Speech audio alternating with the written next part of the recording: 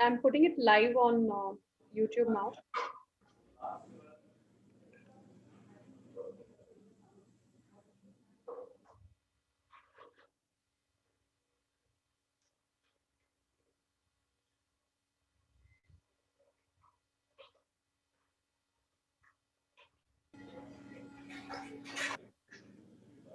I'm putting it live on YouTube now. All right, great. You can start the video.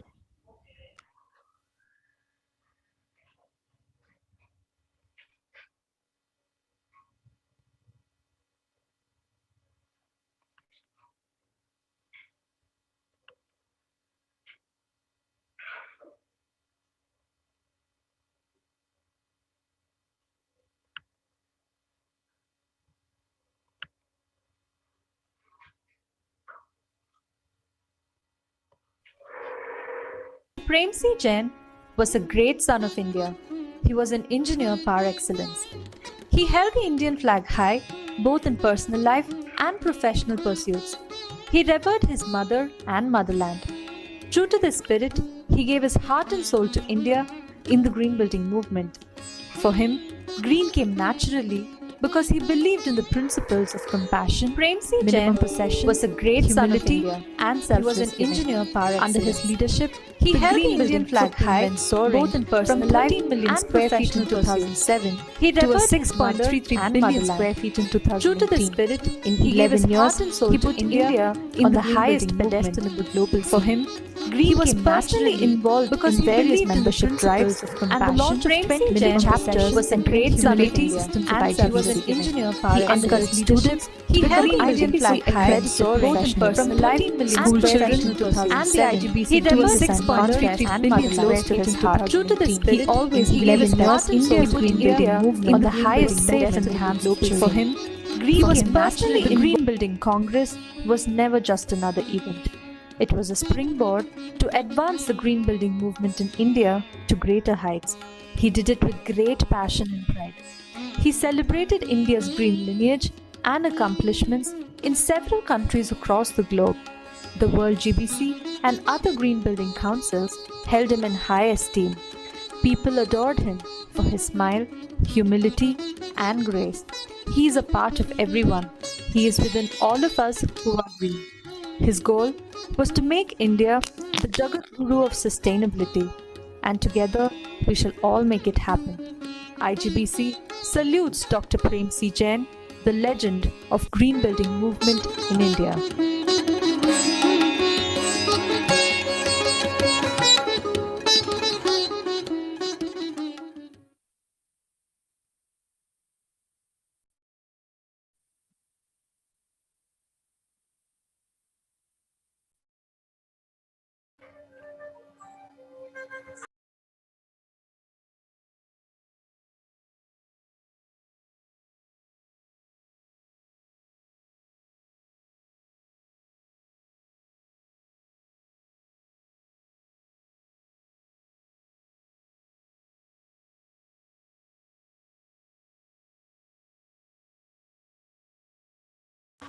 Uh, may I request Mr. Sandeep Shikre to start the session, please?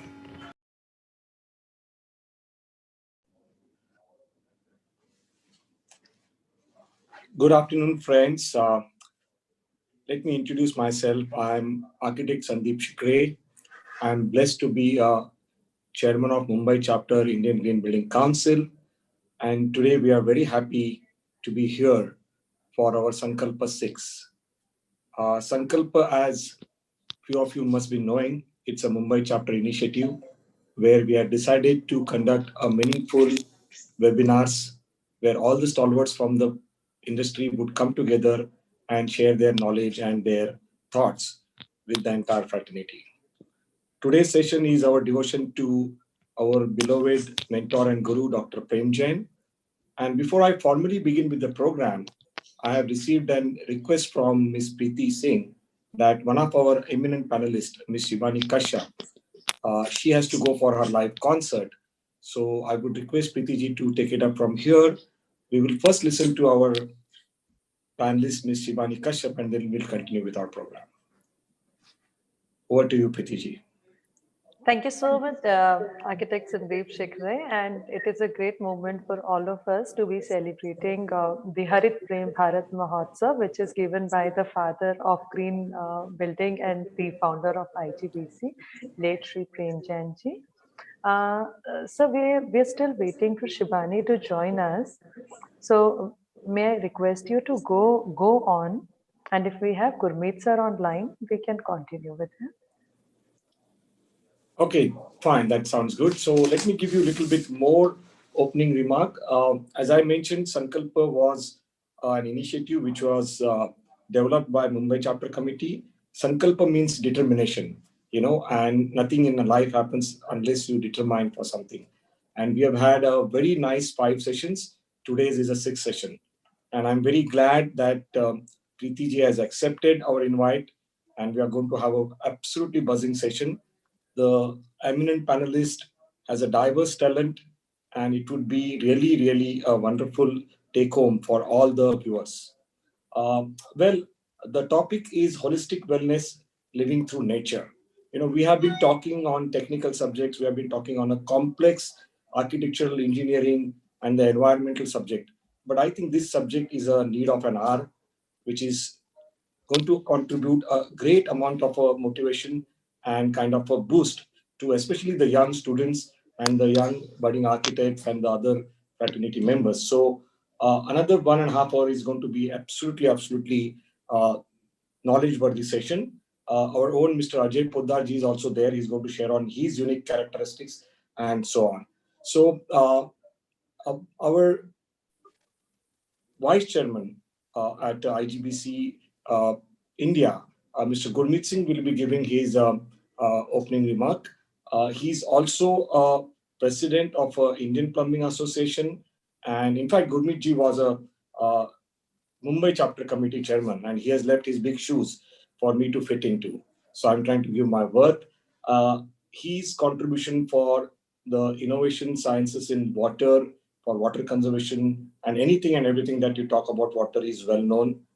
We are blessed to have him as our leader. And if I have to describe him in a very, very minimum words, he's a person who believes that the action speaks louder than the word. So if Gurmeet ji is there, I would request him to begin with his opening remark.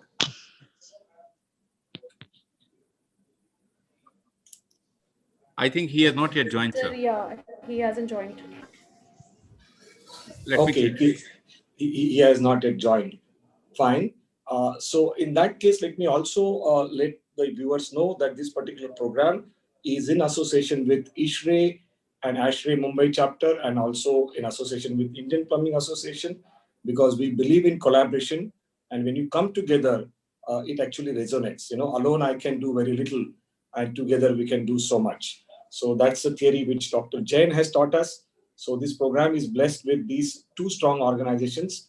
And of course, Sattva Nation is our knowledge partner, and Preeti ji will be taking a lead for this program. This is an exclusive program which is taking place during Harit Prem Bharat Mahotsav, where we are going to give our tribute and salute to our own leader. Many of you must be knowing Dr. Jain. He was not only our guru, but he was our friend, a very caring senior stalwart. So this is our devotion for him. During this particular Saptaha, which starts on 23rd of January and we could conclude today, which is 29 January, all of us, all over the nation, follow Harit Prem Bharat Mahotsav, whereby there are several initiatives which takes place to commemorate our respect to him. And this is also one of the initiatives where we are having today's session. This session would begin very soon. Preeti ji, you let me know once Shibani ji comes so that I can hand it over to you. I think I'm here. We can start with me. We can. Yeah, so that would be nice. Yeah, for this. I think Lovely. Shivani has Yeah. joined. Yeah. She's joining. She's trying to join in. तो हमारे से शुरू कर दो शुरू करो That's so sweet of you, Dr. Mickey Mehta. That's so kind of you to be taking out time and joining us today. My pleasure. Yeah, so meanwhile, Shivani is trying to join. I would like to take this time to introduce Dr. Mickey Mehta. Though he doesn't need the introduction, he is the guru of yoga and holistic wellness. But I'll try to do justice that Dr. Mickey Mehta has completed 50 years of yoga on this 29th of August, and he turned 59. And 39 years in the industry, serving in the field of holistic wellness. Now, Dr. Mickey Mehta is also a leading global holistic health guru and a corporate life coach. He's trained so many Bollywood stars, politicians, Indians, and today he's taken out.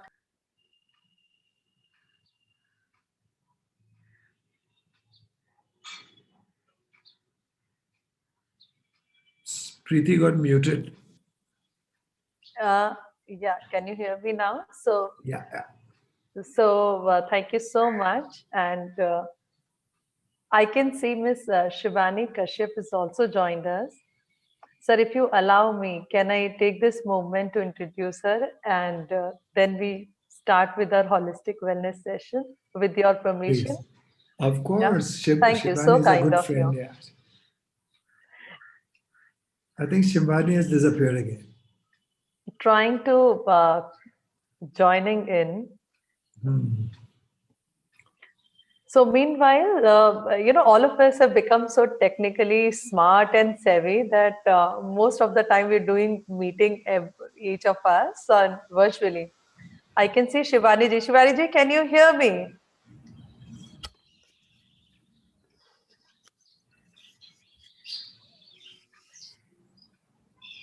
I see Gurmeet ji also joined us here. Thank you so much, Gurmeet sir. Hi Ajay. Hi Dr. Mickey. How are you, sir? How are you, everybody? You're I going think, to Mickey Mice us today, huh? well, Yeah. only if you allow me with grace. Yeah, we are looking forward. We are looking forward to be getting Mickey So let's Mouse start. today. Let's start. I think we should start. Yes. Shivani has to leave Mickey in 10 minutes, and that's why we were wanting her to come first. She has to catch a flight to Amritsar. Acha. Okay. That's why we are. ठीक है. Yeah. Welcome, Shivani. Welcome. Yeah. So over to you, Gurmeet sir. Kindly share your opening remarks with us. You want Shivani to come in first? You want me to come in first? No, actually, she's trying to join in. I think there's some technical issue. She might take few more minutes to settle down. So kindly, if you could share the opening remarks with all of us, we'll be really obliged. Well, good evening, ladies and gentlemen.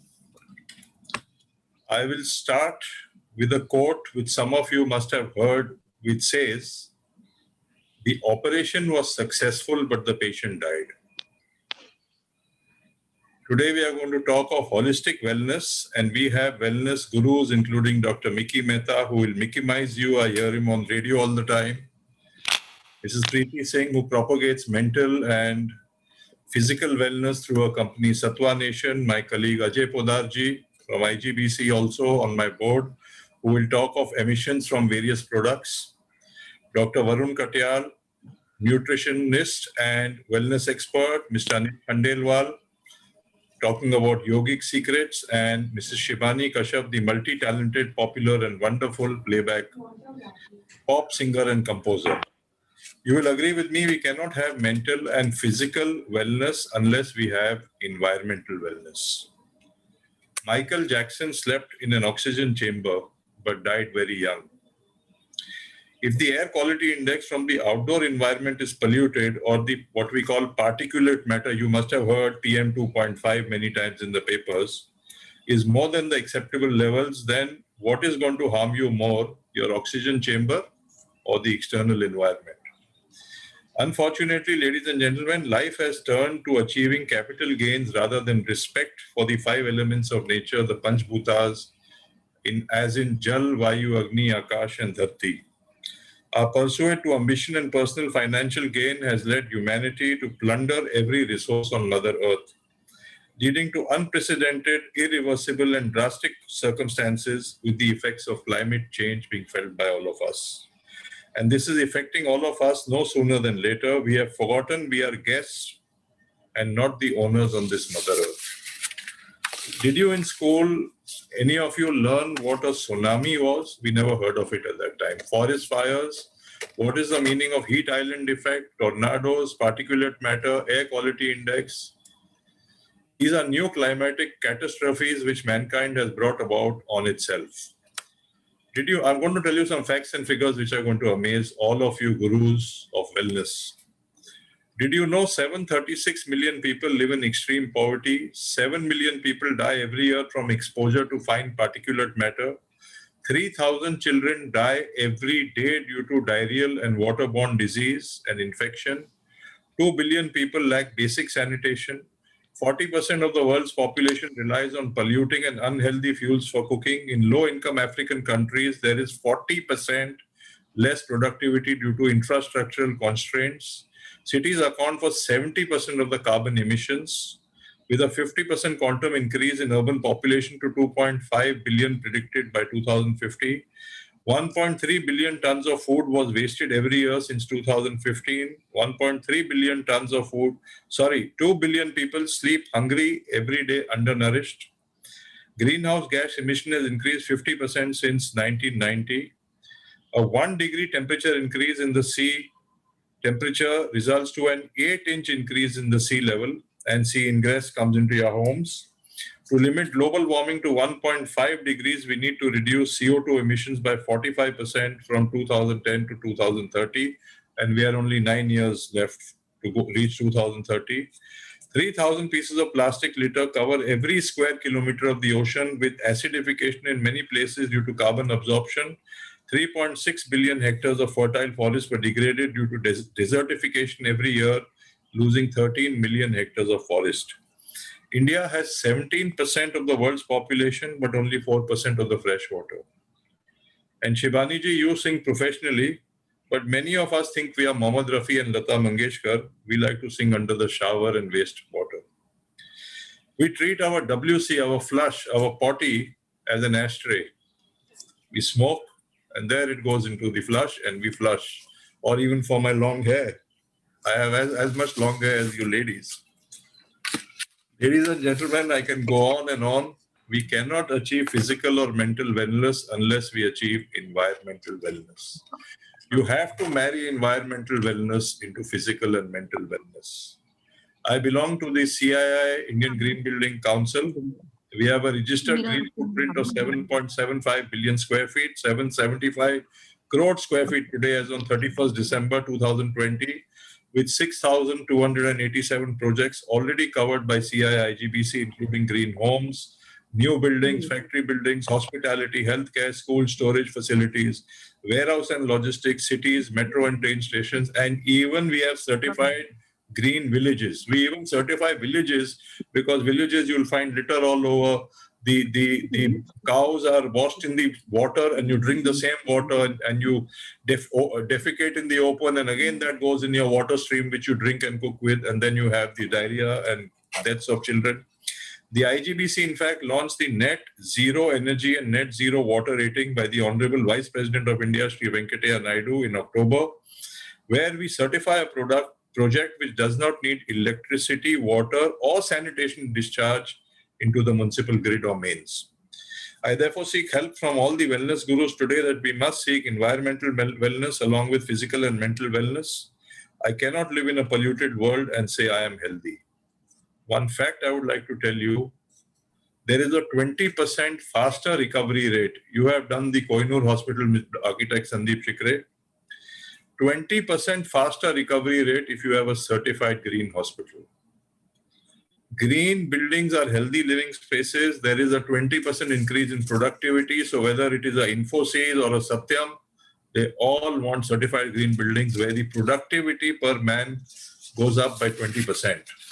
In an Honorable Prime Minister Shri Narendra Modi's own words, India does not choose between environment and development. We firmly believe these two are not contrary but complementary to each other, and together make development process holistic, sustainable and resilient, with green built environment as an underlying basis. We are striving to enhance our construction capabilities for affordable housing and building houses as per varied geographical conditions of different parts of the country, The roles of institutions such as IGBC in the construction and certification of green buildings at par with global standards acquires a critical importance in reducing carbon footprint.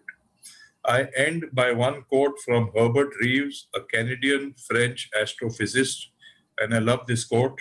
Please hear it carefully. Man is the most insane species, most pagal species. He worships an invisible God, which he can't see, and destroys a visible nature which he can see. Unaware that this nature he is destroying is this God he is worshipping. Thank you very much. Thank you. Over to you, Preeti. Thank you so much, Gurmeet ji, for such a lovely information. It was really awakening that, like you rightly mentioned, environmental wellness is very important for a holistic approach of wellness. And taking care of our mother nature is equally important as we take care of our own body. Now, with the heartiest gratitude, and I would like to welcome Ms. Shivani Kashyap. Kindly unmute yourself. She needs no recognition and introduction, but still I would like to say a few lines about her, that she's a multi-talented pop star, singer, composer, live performer, and today also, like most of our panelists have taken out their precious time for this lovely celebration, and Shivani has come out of a concert. So thank you so much, Shivani ji. We would love to know something from you, which is music. Music is a universal language, and this connects to everyone. When we talk about mind, body, and soul, music plays a very integral part. So could you please share a few words with us about music and sing few lines for us? Thank you so much, Preeti ji and Satwa Nation, for inviting me on this beautiful holistic wellness, seminar. It's lovely to be with all of you virtually, and with our, technology, which is, I would say, progressing with each day. I think we're all connected, and it's become such a small world for all of us to be connected together. Yes, speaking about music being, I think music is a great healer. Music is very uplifting. Music is something which really helps people to heal. It is an absolutely a great healer. And when I sing, sometimes there's music which makes people very happy. So when I do my concerts, I one thing which I take back home is the fact that I was able to bring a smile on people's faces. Music is energizing because it makes you dance, and it makes you, burn your calories, and just generally open up your energy chakras, and it's so important for all of that. So music has so many multi-dimensional, I would say, benefits, and it is truly it takes you closer to divinity also. So yes, I feel blessed that I'm a musician, and I'm able to bring music into people's lives. Thank you so much. And like you rightly said, for mind, music gets you into spirituality. For body, it gets you going with your energy, like you dance. And for soul, of course, it is a connect with the Almighty God. Could you please sing few lines for us, your favorite song, and to get all of us getting into the spirituality form of music? Sure. So I just like to sing a song which I think everybody knows me for, a popular song of mine called Sajna Abhija. Oh, So here are a few lovely. lines of this song. Sajna Abhija, Sajna आही जा,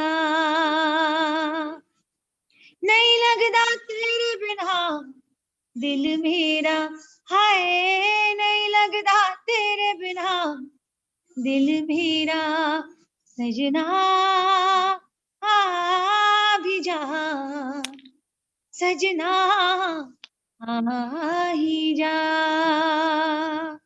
Thank you so much. और जाते जाते मैं ये भी कहना चाहूंगी that people who are not even singers, अगर वो भी म्यूजिक का प्रैक्टिस करें और गाएं रोज, तो it really improves your breathing. Singing से आपका प्राणायाम और आपकी ब्रीदिंग बहुत इंप्रूव होती है. तो आप अगर गाना नहीं भी जानते हो, आप प्लीज गाइए, रोज रियाज कीजिए, and it will help you to build up your lung stamina as well. Lovely. Thank you so much. And such a beautiful singing soul. And Thank you so much. we wish you all the best for your concert. Heartiest Thank you. gratitude. Thanks for joining us Thank today. you so much. Thank you so much, Preeti ji, and the entire committee. Thank you so much. Thanks. Bye bye. Now, going forward with our holistic wellness program today, which is inspired by nature, I would like to welcome once again Dr. Mickey Mehta, and I request him to Mickey Mice all of us today. I'm already Mickey Mice because I follow him day and night in all my sessions. One thing which I really want to recommend is Dr. Mickey Mehta's books on yoga and his videos to be followed on YouTube for your the daily energy pegs. You know, energy peg is something which gives you that instant motivation to get you going. So I love to read the introduction once again. The Dr. Mickey Mehta has completed uh, on 29th of August, completed 39 years in the industry of holistic wellness. And Dr. Mickey Mehta is a leading holistic health guru and corporate life coach. Now, sir, we want to understand today from you about spirituality and the meditation. When I say meditation, people get scared. Ki, you know, we are not saints. We don't want to go to Himalayas. This is something we can't do. Why meditation is so complicated and difficult for people to practice, wherein I have seen you saying that you can meditate at any place, even at a railway station and at your workplace. So what is your message for meditation and connecting to Almighty God, to spirituality for beginners? So, Almighty God and spirituality are not any beings outside of you. There is no separation between you and everything inside and outside of you. So, meditation is simply being, stopping from whatever you are doing. So, when everything stops, what remains is that stillness, this ananda, that bliss, which we call Param Ananda, because we are in the moment of Param Brahmananda.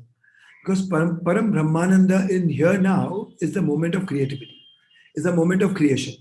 So when you stop doing things and start simply being, a sense of grip over Panch Mahabhutas, over all the tattvas, over sattvas, over all the realities of life occurs to you, because your awareness grows, expands to a point where you are in charge of your life and life around you. But being in charge is not being in control. So meditation is once again not about controlling your mind. Meditation is about letting your mind be, letting your mind go. So when we keep talking about environment outside, why we have failed to fix everything outside of us within the ambit of the environment is because we haven't fixed the inner environment first. So meditation is about putting the disorder into order. Meditation is about putting the dis-ease into ease. And meditation is about recreating the inner environment in absolute harmony. We are made of polarities. We are made of Panchamahabhutas, the elements. Every element has a frequency of creation and frequency of creativity there further, and frequency of coordination and orchestration. So all these elements, they work in accordance and not in discord. When you are not interfering with the processes of life with your thinking. So mind is vicious, but meditation could be blissful and very delicious. So you can simply be quiet and calm down and let everything occur to you, let everything open up, unveil, unreveal, or reveal up things to you. And being in charge, because then you're watchful about everything. So, I mean, meditation is, I would say, sitting doing nothing, quietly enjoying your own company, meeting your own personality, being introduced yourself to yourself, introducing yourself to yourself, the person you really don't know. You know the personality, But Absolutely. personality is the outwardly world, but there is a person inside you don't know who you are. So, what is its Prakruti? What is its true nature? Meditation allows you to peep inside. So, I mean, there's a lovely poem by William Blake's which goes like this. We are led to believe a lie when we see from and not through the eyes, for we are born in the night to be perished in the night, while our souls rest in the beams of light. Which means that the mind is so active that the soul is completely suppressed, camouflaged, not active at all. Because we are constantly used to seeing from the eyes, not through the eyes of the soul, but from the eyesight that we have. I would say the clinical eyes, not the spiritual eyes, not the perspective eyes, reflective eyes, not the profound eyes of deep inside. So in meditation, actually, when you shut the eyes and cut off all the external stimuli, the eyes within open up to realize many more things otherwise in life. Lovely. So that is meditation, and you can simply do meditation being active as well. Like hugging a tree could be very meditative because a tree is rooted, earthing happens. So when you hug a tree, the tree absorbs all your agonies, pains, detestments, hatred, resentments, grudges, dislikes, repulsions, and neutralizes you. It gives you in return fresh oxygen. It gives you in return the current of the earth. It gives you in return the force of the gravity which the tree enjoys. And when you smell flowers, when you look into the sky, when your eyes connect with the infinite, there is a sense of infinity. And in that meditative glimpse of mind, you feel that infinite surge of power and confidence. But Absolutely.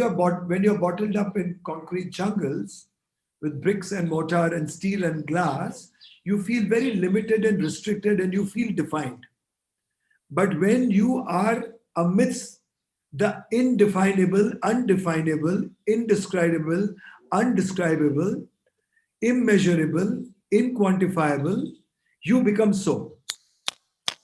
Because that is the time you resonate, you become congruent, your consonance becomes one, your confluence of energies come together and become one. So there's a point of wholeness which happens.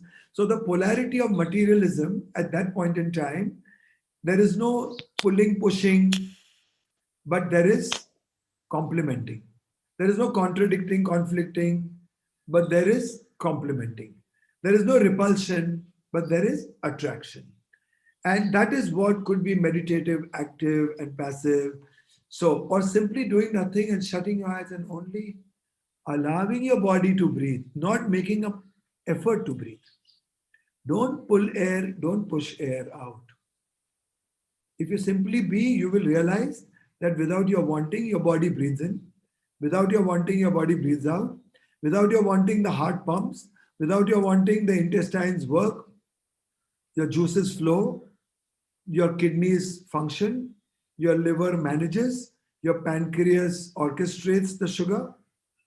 Without your wanting. But if we begin to realize that this is happening so naturally as a part of the rhythm and flow of life, you begin to watch it. When you begin to watch it, you become in charge. When you become in charge, you can direct your energy in whichever way you want.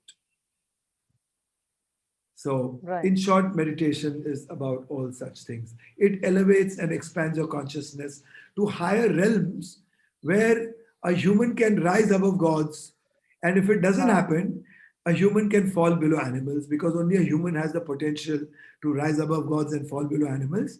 So I would say that Mahadev, Muhammad, Krishna, Christ, Buddha, Zora, and Zarathustra, they were all human beings in seed form.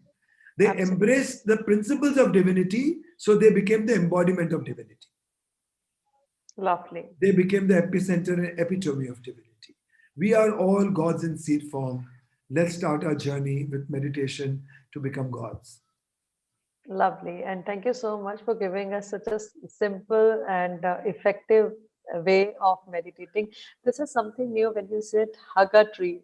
this reminds me of a scene of a movie which says the movie Love You Zindagi, where Alia Bhatt is being suggested by her doctor to go and hug a tree, and then she sees the effectiveness of hugging a tree in her mental state, because she was going through a depression, and hugging a tree helped her to come out of that anxiety, anger, and depressive mental being. So, sir, as all of us know that there is atmosphere of fear everywhere around us. People are so anxious that due to COVID-19, and past 1 year has been so difficult for all of us. So we are actually living in a form of a stress and depression and anxiety all the time. How does the spirituality helps us to come over these lifestyle problems? Because when we are at work, of course there's a lot of work stress. uh, then of course handling our own emotions sometimes becomes so difficult. And like you rightly mentioned in the beginning itself, that we try to understand everyone outside, wherein we have to understand ourselves first inside, and we miss the train there. We don't try to connect to our own self, and we try to connect to other people. So how does meditation helps us to cope up with stress, anxiety? So, as I said, that meditation is a point, an imaginary point in your own being where everything dissolves. Hmm. Because in meditation, when you stop doing things and get into the realm of being, the rhythm of breath comes into place. The Oh, scattered, staggered rhythm of breath. The yeah, shallow breathing can become deep breathing. The subconscious breathing can become conscious breathing. So the conscious, rhythmic, deep breathing creates a flow of thoughts and the cycle of confidence and an upsurge of energy because restoration is happening. Dis-ease turns into ease. Discord turns into chord. Disorder comes back into order. So, meditation, first of all, in a meditative frame of mind, there is no separation between you and the other. So, in meditation, you become absolute, and in absolute, there is seem to be a kind of integrated connectedness with animate, inanimate environment. And when we keep talking about the environment outside of us, I first keep talking about the environment inside of us. If the environment inside of us is completely sorted, stable, clean with Shuddhikaran, with meditation, automatically our behavior out towards outside will be very responsible without the intellect coming into play. Then it's not absolutely. about we should do this as a civic sense. No, I will do this because I would love to do this. Lovely. So, It's Dr. not Mickey, because there's a rule. Tell me. yeah. So, is there any particular duration we should be sitting for meditation, or we can even allow ourselves for those 5-10 minutes also out of our hectic schedule? To begin with, start with a couple of minutes, then more minutes, the more minutes. The more you know and get introduced to your own self, which is the most interesting person on this earth, you and only you can find yourself the most interesting, and you really don't know who you are. And you want to know everything about the world and you want to Google search. So search Absolutely. inside, search yourself. You will find your true Prakriti. And in Yeah. this true Prakriti, जो मनुष्य जो मन का मारा है वो पूरक होके पुरुष होता है, उत्तम पुरुष होता है, पुरुषोत्तम राम बनता है. Absolutely. And at Sattva Nation also, the USP, we keep quoting that all of us are the best creation of God. And the purpose of our life is to become the best version of our own identity, to create our own astitva. And like you mentioned, sir, Agni, Jal, Vayu, Prithvi, Akash, Panch Bhuta, we all are made of these, and we should connect to these 5 elements only. Now, sir, I've heard so many people coming and saying कि जब हम meditation करने बैठते हैं तो हमें बहुत सारे thoughts आते हैं, and then we really have to try hard not to get any thoughts in the mind. So how do we deal with such a situation?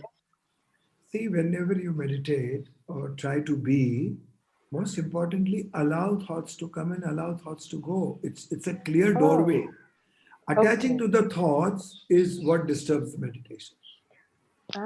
Trying to control and shut your door and shut your mind, not allowing things to come in, is what makes your mind stronger against meditation. Every effort to control the mind goes against the mind. Every effort to sleep goes against the sleep. Because sleeping, meditation, these are all no methodologies. These are all stop doing, start being. So in meditation, allow the thoughts to go. You go to a party, there are around 20, 30 people. You start looking around, and as your eyes come in contact with people, you smile to people. As you smile to people, some will come up to you and walk because you've entertained the person. So you entertain the thought will remain with you. You will get latched onto it. Then if somebody wants, somebody more meaningful is around, you will not be able to let go of that person. So meditation is all about not engaging with the thoughts that come in and go. Don't opinionate, don't judge, simply watch them come and go. Don't align. And if you don't entertain them, like if you don't entertain people, they will keep away from you, thoughts will keep away from you by and by. Then there'll be gaps between the thought, those glimpses will be the glimpses of Anand, Paramanand, Brahmanand. And those glimpses gradually will expand into a living experience of Ananda. Absolutely. So even I yet have to get there. So it's all about we being at different levels of consciousness, elevating ourselves at different paces, but not judging anybody who's ahead of us or behind us, because it's our own journey. It's our own journey. We have to enjoy it ourselves. Absolutely. Thank you so much, Dr. Miki, for sharing such words of wisdom and helping us to understand that meditation is so simple. We only try so hard to, and we don't put that extra effort to start meditating. Why can't we start with initial 10 minutes, even from today? And there is no time bar. People say, "Hame subah jaldi nahi utha jata." So my point is that why to get up early when you can meditate at your workplace, sitting on your chair? I mean, sitting on your pot. You can meditate sitting on your pot. Lovely. And that's where nobody is there to disturb you. I mean, they see in various religions, people say कि जब toilet कर रहे हो भगवान का नाम मत लो. हाँ, अरे भाई, भगवान ना कोई चीज है, ना कोई ऐसी बंदिश है. ईश्वर एक फिनोमिना है. It is a quality of being. और किसी के गंदे हाथ लगाने से आप उसको छू ही नहीं सकते हो, तो आप उसको गंदा कैसे करोगे? Lovely. आपके रीच में ही नहीं है. और वो ऐसी चीज है कि वो कीचड़ को भी समेट लेता है. कमल कीचड़ में तो उगता है. Absolutely. और कमल एक परफेक्शन का प्रतीक है, एक एवोल्यूशन का प्रतीक है. हाँ, हमारी वृत्तियों का प्रतीक है, हमारा एवोल्यूशन, हमारी सिद्धियों का प्रतीक है. सो भगवान कोई ऐसी चीज नहीं है जो नाराज हो जाए, जो कभी बदला ले, जो जिसको कभी कुछ कम लगे, माला लेके जपना, गिनना, इतने किलो चढ़ाना, उतने किलो चढ़ाना. अब भगवान के साथ सौदा करते रहते हो हमेशा. Absolutely. This reminds me of another movie, of Amir Khan, which was made on, that was, I think, called PJ. Yeah, PK. PK, I'm sorry. Yeah, PK. So we were talking about that only. There were so many cultural myths which was addressed in that movie.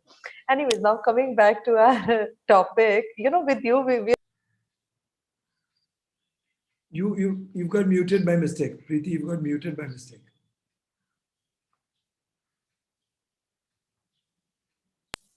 Yeah, now I'm sorry, some technical issue.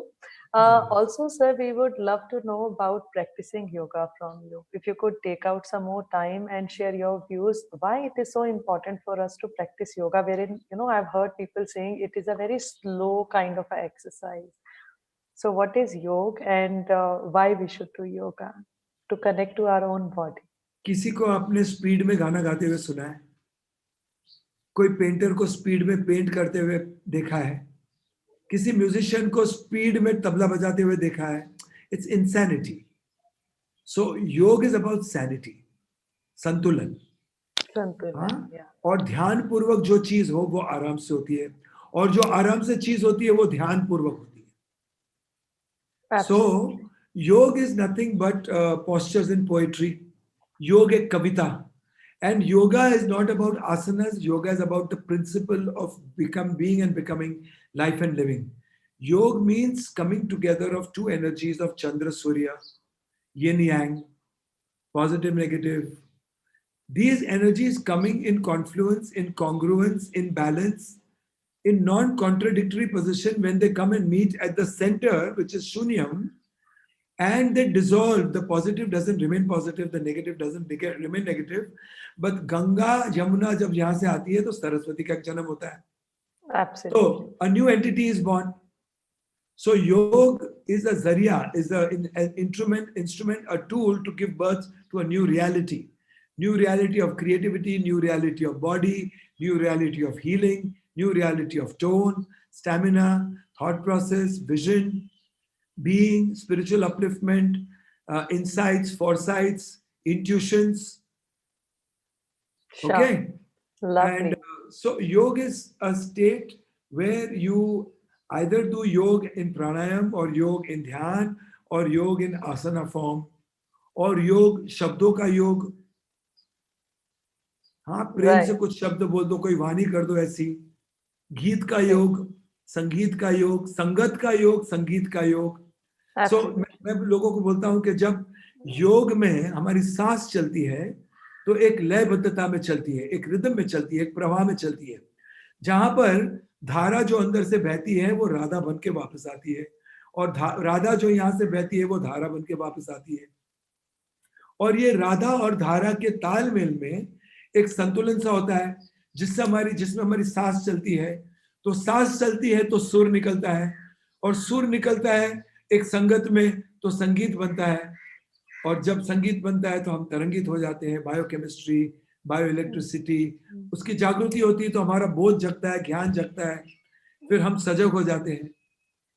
तो योग की प्रक्रिया ध्यान से शुरू होके आसन पे जाके प्राणायाम से होके आपके प्राणों तक जा सकती है, सत्संग में जा सकती है, प्रेयर्स में जा सकती है, चांटिंग में जा सकती है, रोज के कार्य में जा सकती है, क्रिएटिविटी में जा सकती है, किसी को अप्रिशिएट करने में जा सकती है, किसी को प्यार देने में जा सकती है, किसी का प्यार स्वीकार करने में जा सकती है. एक होना है, योग होना है.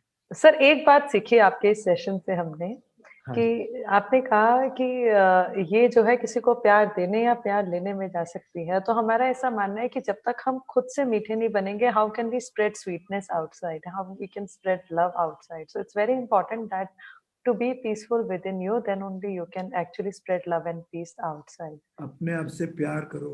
Love yourself so much that you serve yourself so much that you can serve the universe better. So in this regard, be a little selfish. Love yourself so much, serve yourself so much so that you can serve the universe better. In this regard, one can say be a little selfish with yourself. Give all the time of the world to yourself first. Nourish yourself to a point that it overflows and let the overflow be shared with everybody. But if you are poor yourself, what will you share with the world? Absolutely. Absolutely. Thank you so much for a lovely and a very strong message portrayed in a very simple manner.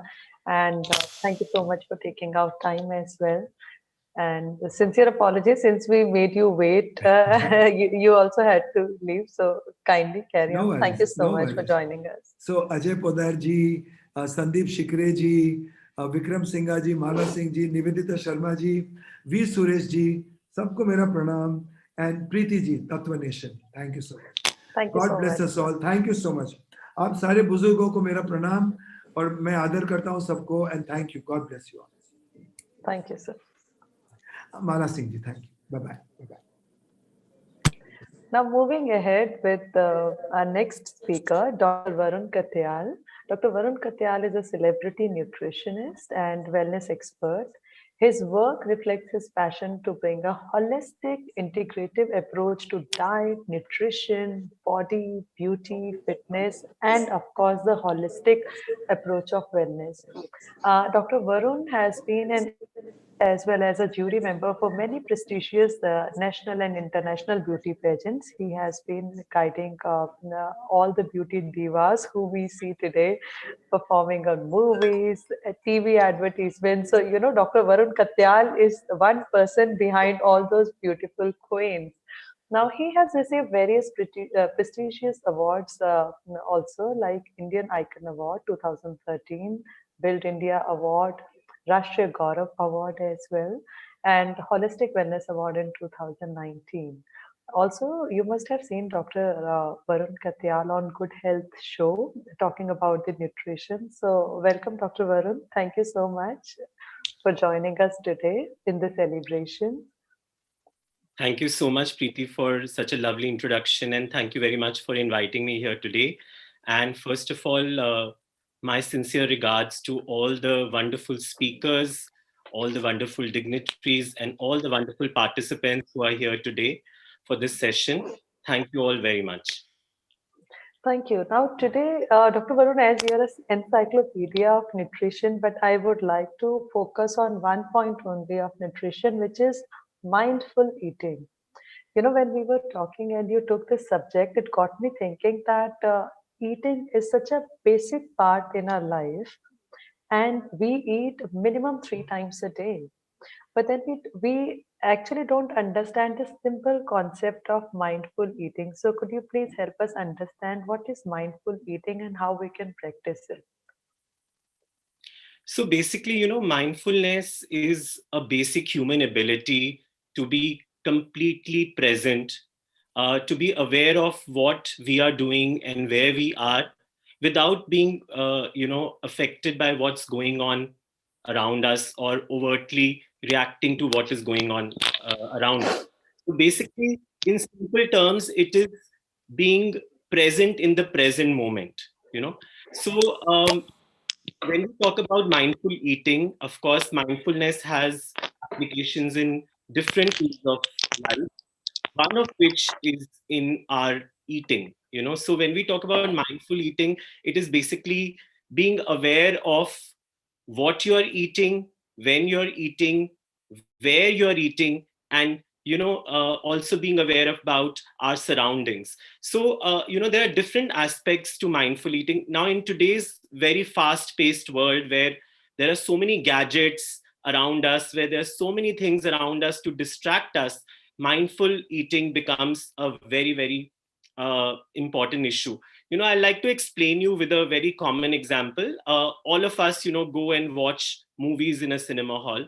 And a lot of times before the movie starts, we buy a big, a big pack of popcorn. And we don't want to usually share it with anyone around us. And we just want to have it all by ourselves.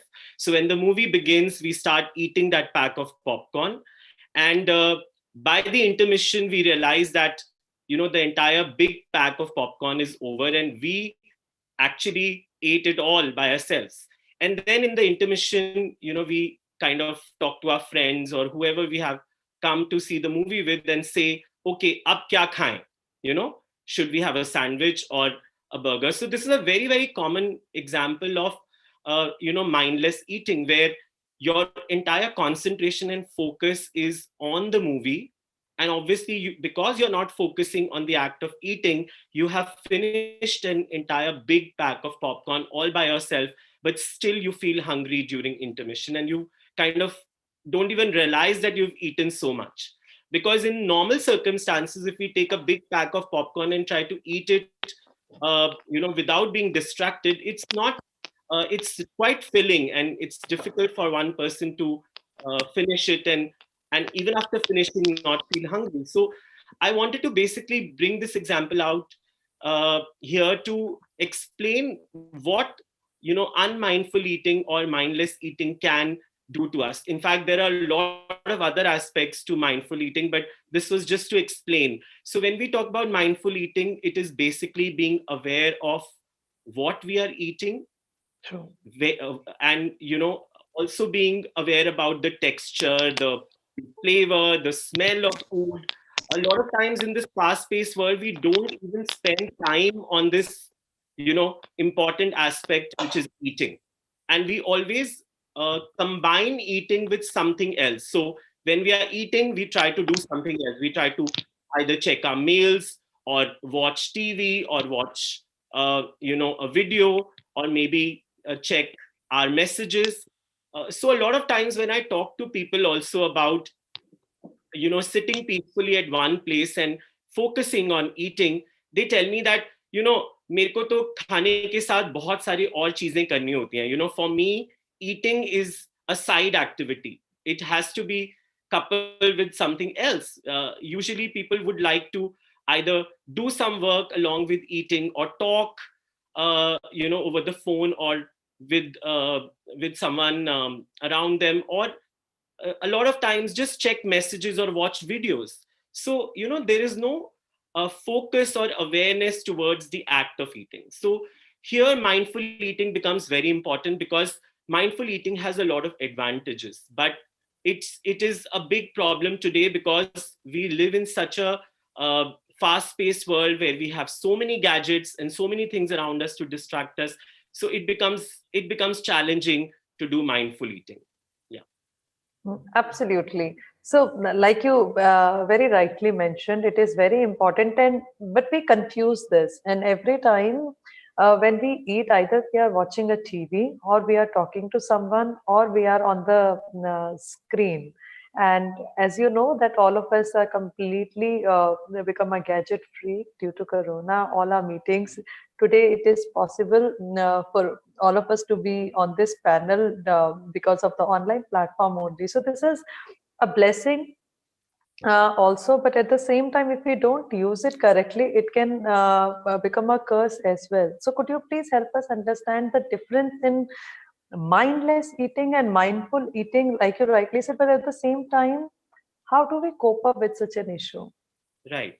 So, research proves that it takes around 20 minutes for our brain to register that we have eaten a meal. So, that's why this focus and concentration is very important, because if you don't focus or concentrate on the act of eating, obviously your brain will not even register that you have eaten anything. And a lot of times you will be feeling hungry even after finishing a meal, or you may get cravings throughout the day. So that's why there are certain very basic things which people can do to inculcate mindful eating into their life. And of course, these are very basic things which can be done very easily. The first and foremost is that whenever you are eating, you should sit down peacefully at a place and eat. You should never stand or walk while eating.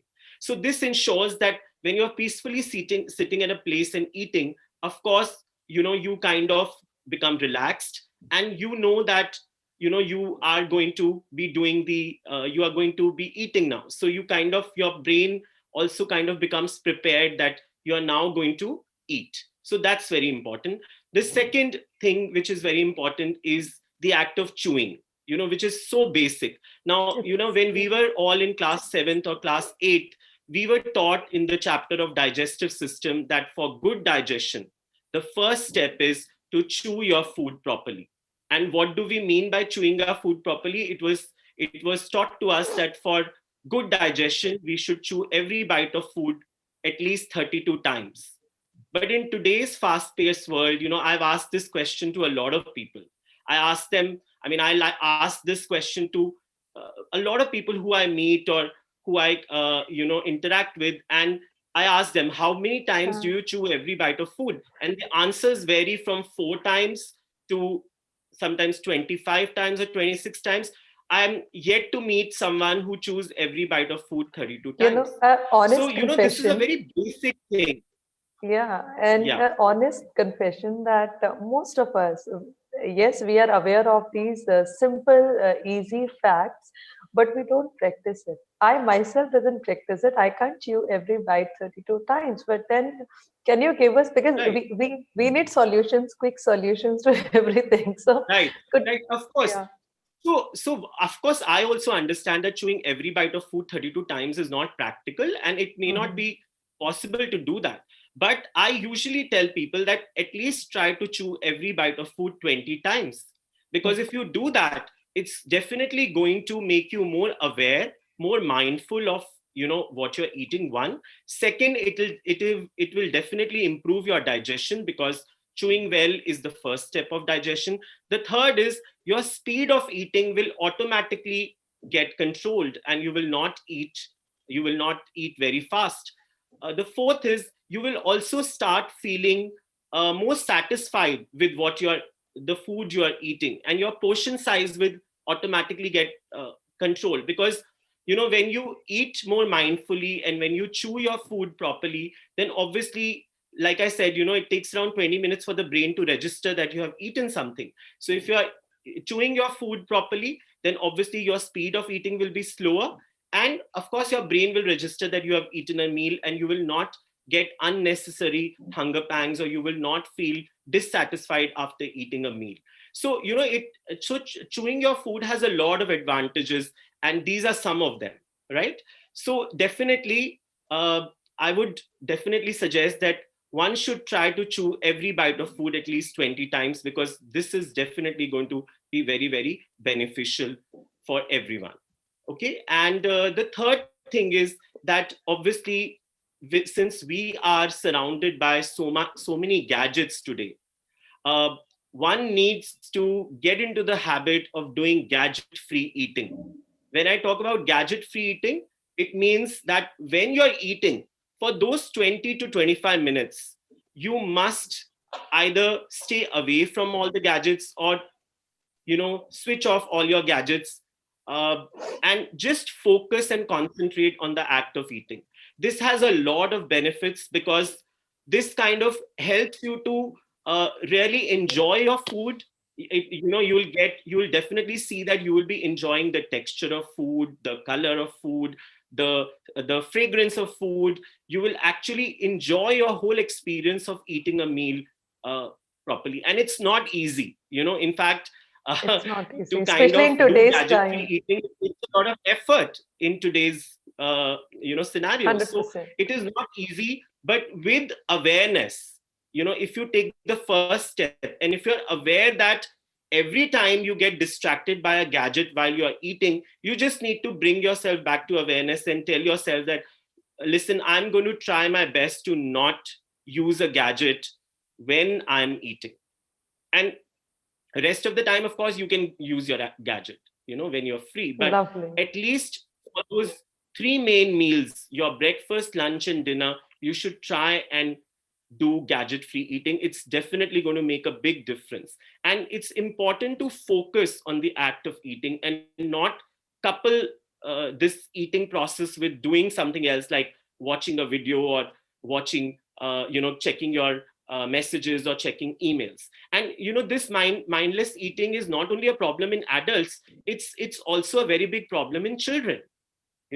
So it is definitely important for us to also kind of make our children aware about this problem, because of course they sometimes will not understand why sometimes they feel really hungry, or they kind of, even after eating a full meal, they sometimes don't feel satisfied. So it's definitely not a problem only with adults, but it's also a problem today with children. So definitely mindful eating is something which one has to work on. So like I said, these three easy tips could definitely um, help someone to eat more mindfully. The first is you should never stand or walk while eating. You should always sit down peacefully at a place and eat. The second is you should try and chew every bite of food at least 20 times. This will definitely, help you. And the third is try and do gadget-free eating. So these are three, basic and easy tips, which, if practiced, can definitely help one in being more mindful while eating. Lovely. Thank you so much, Dr. Varun. These are very easy and simple tips, but very hard to practice. But we promise you, we'll try to do justice and learn a lot. Take away this message from you. Dr. Varun, also we drink a lot of water while eating. Is it a good practice to do? So, see, first of all, one must understand that it is important to drink enough water. Uh, Mm-hmm. of course, the timings of drinking water are important. If you drink water just before your meal or just after your meal or with your meal, uh, it usually dilutes the enzymes, in our digestive tract, and it's not a very good practice. But what I usually tell people is that the first and foremost thing is that you should start inculcating the habit of drinking enough water, because uh, before focusing on the timing of water, it's very important that you should drink enough water, because in Sure. today's very busy life, a lot of times we forget to drink water. In fact, now we have a lot of water alarms and water apps which are available, which we can download on our phone, which remind us every few hours to drink water, because a lot of times we are so busy sometimes in doing our day-to-day activities that we forget to drink water. So first and foremost, it's important to try and inculcate the habit of drinking enough water. That's the first important thing. And of course, the second is the timings of water. But first, one should try and inculcate the habit of drinking enough water. Once that's done, then definitely it is important to give a gap of around 20 to 30 minutes between having your meals and having water, because if you immediately have water after your meal, it can dilute the digestive enzymes in our digestive system. So definitely one should not drink water along with the food. One should give a Lovely. gap of around 20 to 30 minutes. One should first have one's meal, and then around 30 minutes after that, you can drink water. Lovely. Thank you so much, Dr. Varun. Now, after the session, we understand that mind and gut is very well connected to each other, and mindful eating is very important. Thank you so much for your time. Thank you so much. Thank you so much to everyone for your patient listening. Thanks a lot. So, Miss Preeti, if you may allow me to intervene just for a minute. Kindly, sir, I see Suresh sir here. Yeah. Thank you so much, Suresh sir, for joining us. It's great to see you today. Exactly. Please, sir, please go on. So such a brilliant session.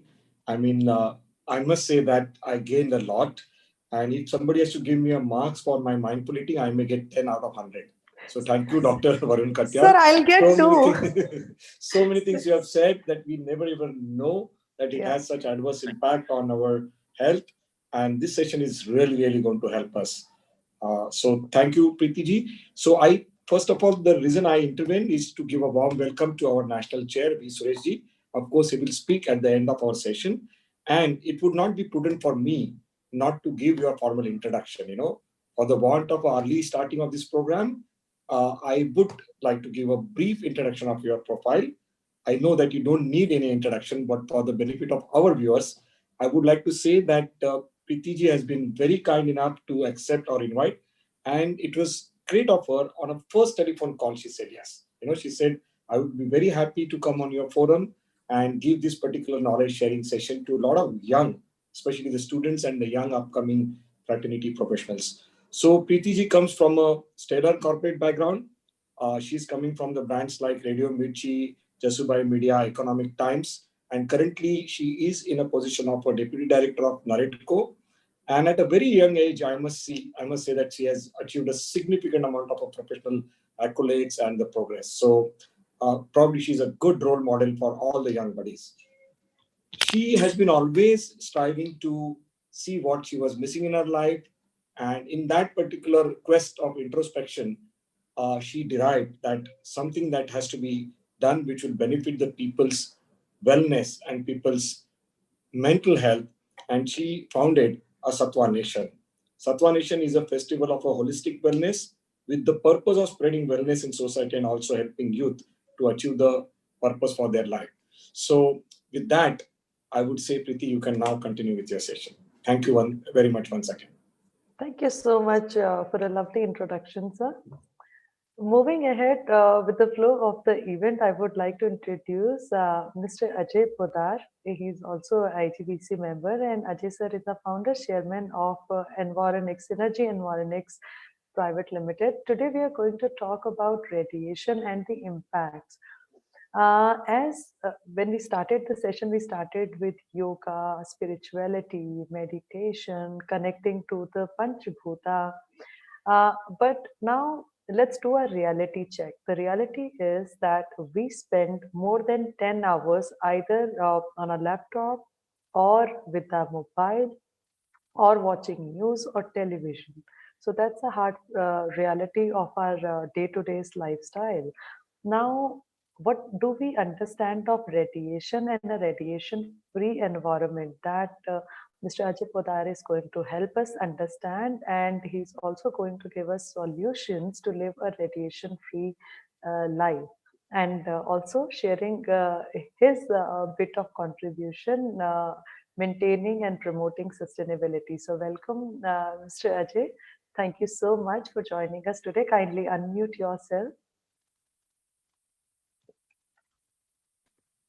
Thank you, Preeti. Thank you. It's an honor for me to be a part of this holistic wellness seminar, webinar, and especially because it is dedicated to Dr. Prem Jain. Prem Bhai has been, I recall with utmost gratitude, the contribution that he has made to my life. His guidance and affection will stay with me forever. And the warm tributes given by everybody in IGPC during the course of this week is a fitting remembrance and reinforcement of his values and mission. Thank you, Gurmeet, Sandeep. I acknowledge Malaji also, Mala, and for being here and speaking kind words about me. So Shivani, Mickey, and Varun have taken us through music, meditation, and mindfulness. So it's been quite a journey.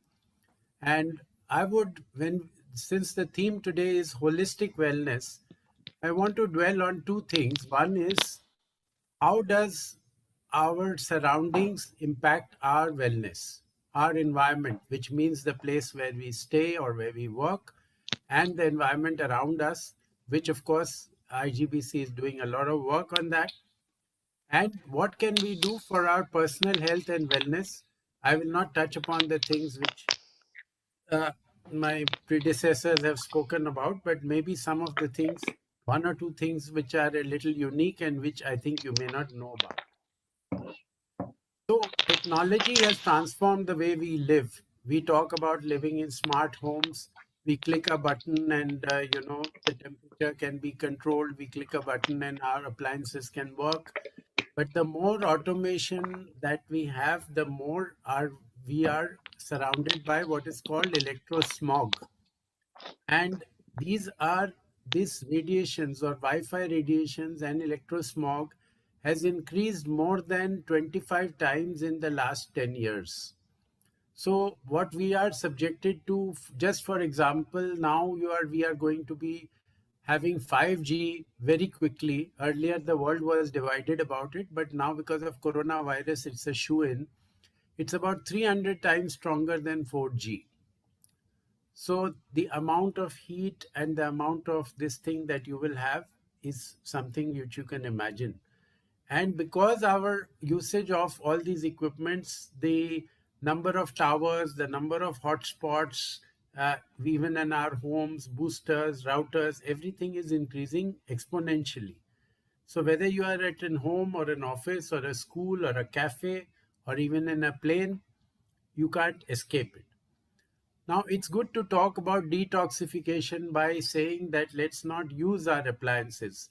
Like a mobile phone has 4 warnings in case some of you don't know. One is recommended talk time is 6 minutes an hour. Second is text more than you talk. Third is always use speaker phone or a earphone. And fourth is keep the device at least 10 to 15 millimeters from your body at any given time. Your hand is also your body, incidentally. So it's none of us follow these 4 things. So the question is that we can't, because we have to use these things. But can we do some small lifestyle changes? So since IGBC talks about the living environment, I'll start with that. What can we do in our home? So one is that we must declutter. If you think all the things that you essentially need, make a list of all the things that you essentially need, that you can't do without, you can't live without, and then cut that into half. make sure that your house or your work, your home, 70% of the living of the area of the home is free. Doesn't have any furniture, doesn't have any bed, doesn't have any sofas, doesn't have any kitchen appliances. If you can do that, energy will move around, air will circulate. So we all know the importance of ventilation and sunlight.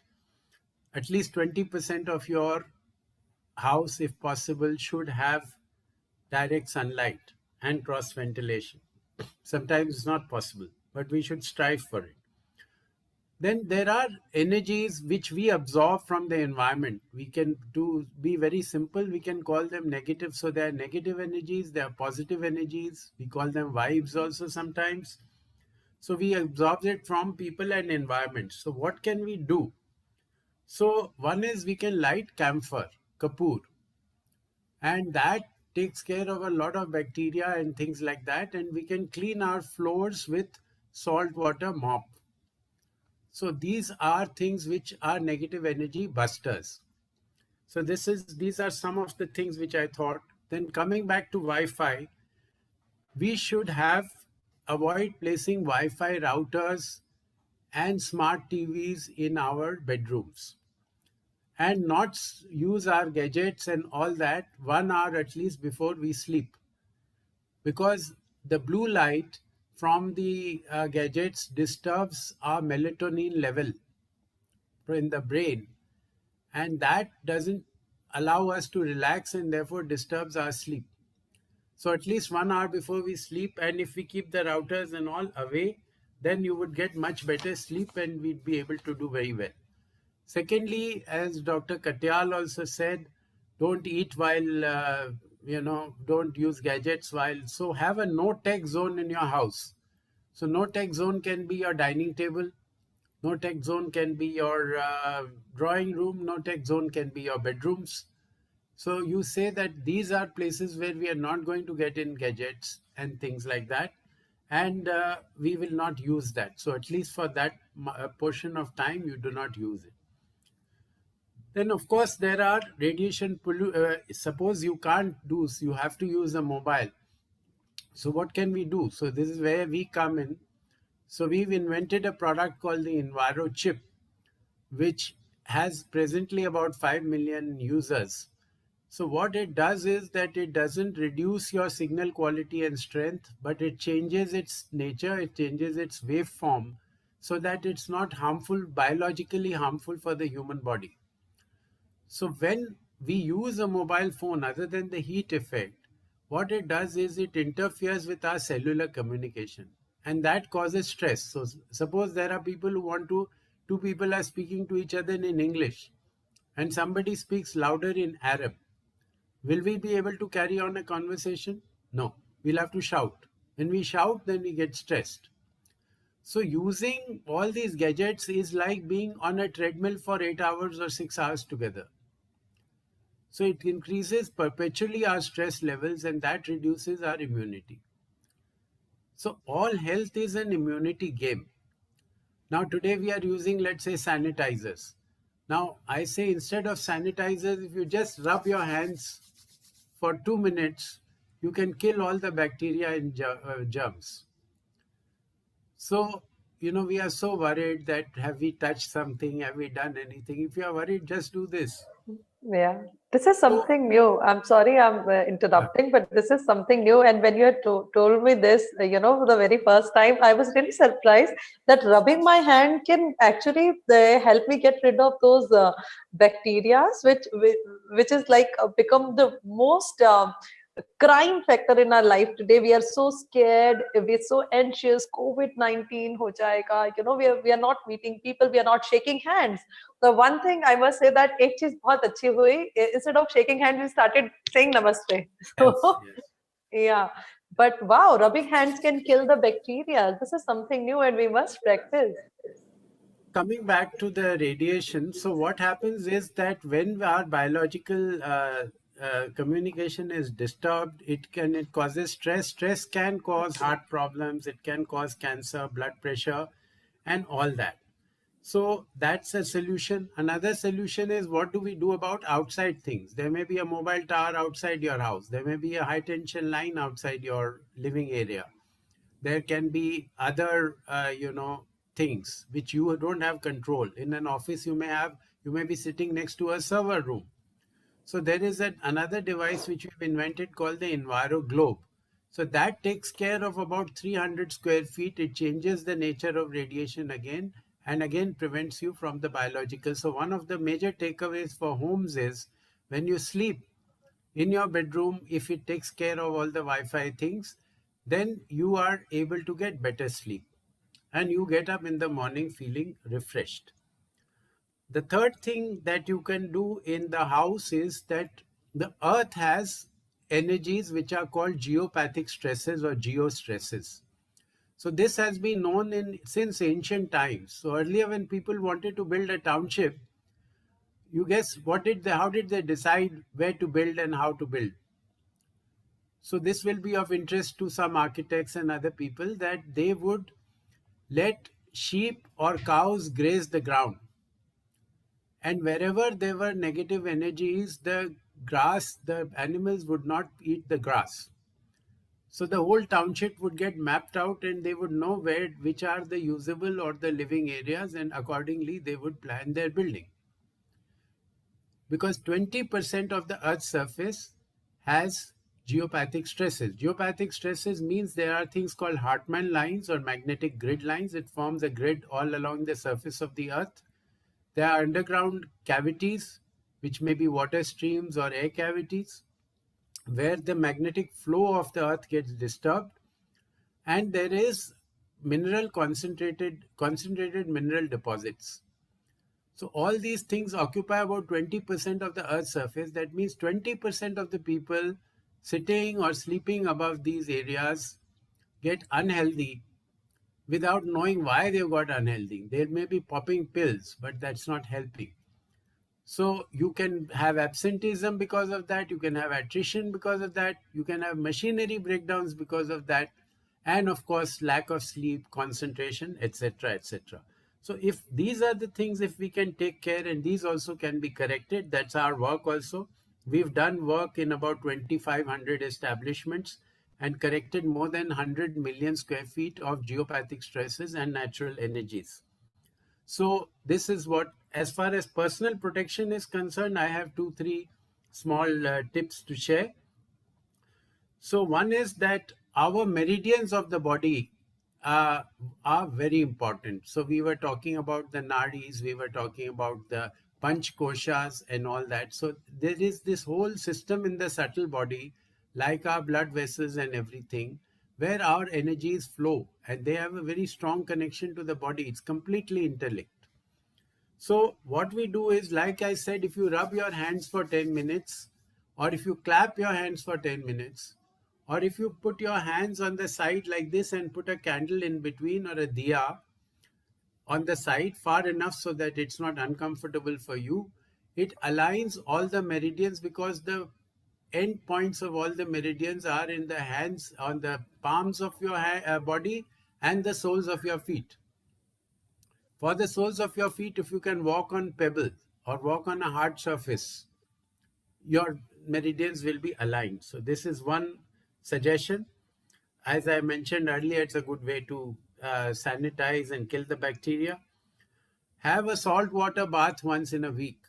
Like we talked about salt water mopping, just put rock salt, 1 spoon of rock salt in a mug of water, just put it over your head and then have a head wash. Because then you are not disturbing, the salt can be an irritant for the body also. The third is that we can chant. So whatever is your religious dispensation. Now, what does chanting do? It's not a religious thing. Basically, it raises the vibratory frequency of your body. And immunity is about your vibratory frequency. If your vibratory frequency is higher, most of the diseases will not enter your body or will not affect your body. So if you can chant for even 5 minutes a day, is good enough. And the fourth thing which I want to say is, direct sunlight for 20 minutes, because you get vitamin D. It's good for your bones. It will keep your B12 levels okay. It will correct your hormonal imbalances. And then drink warm water at least 6 times a day. Now, in this whole COVID thing, you would have seen that the whole of Southeast Asia and the Asia Pacific, there are so few cases. Whereas in Europe, in USA, and in India also, because we don't drink hot water, especially except for some places in the south. So if we take care of few of these things, of course, taking steam. So these were a few of my suggestions, and I'll stop there. If there's anything else, Preeti, you want to ask me, I'm happy to. Thank you. Thank you so much, Ajayji. Just a quick recap for all of us that 5 things which you have strongly recommended. I want to share my personal experience that burning a camphor in the house has a very, very positive impact. And I have seen it that it didn't only gave me a positive aura around the house and to the family members. At the same time, it helped in the antifungal disease. It is also helping purifying the air. And this is one simple desi, nuskha, which our ancestors, our dadis and nanis have been doing it in the house. And it is also used in during the pujas, So burning a camphor tablet is very important. My request to all the attendees, please start practicing it during your prayer time. And secondly, sir, like you rightly mentioned, taking a salt bath. It is so simple. My humble request to all the panelists and attendees to inculcate a habit of taking a salt bath at least once in a week, because it helps in cleansing your aura, and also it helps in promoting positive thoughts and enlightening, because all of us are multitaskers. We do 10 things at one time. I'm sure Suresh sir can relate to me, Sandeep Shikreji, and all of us. We are like supermen and superwomen, but then it's very important to clean our aura, so that we can do justice to each task what we take in the hand. Suresh ji, And sorry, I didn't acknowledge you. Thank you for being there. Welcome. So thank you so much. We all know that our gadget time, our screen time has increased minimum 10 folds.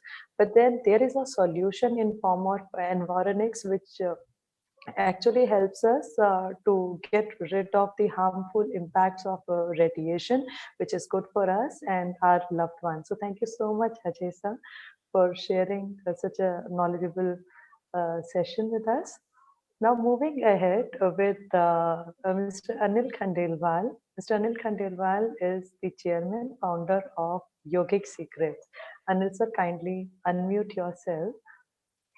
Anil sir's message to all is prevention is cure. And Mr. Anil Khandelwal promotes that preventive healthcare is very important. Age reversal is possible. So, sir, when you mentioned that Preeti, age reversal is possible, and then during our conversation, you quoted that a 20-year-old may look like a 20, but it is possible that the inner organs are of a 40-year-old. And a 50-year-old may look like a middle ager, but then there's a possibility the internal organs may be working as fit as a 20-year-old. So that got me thinking.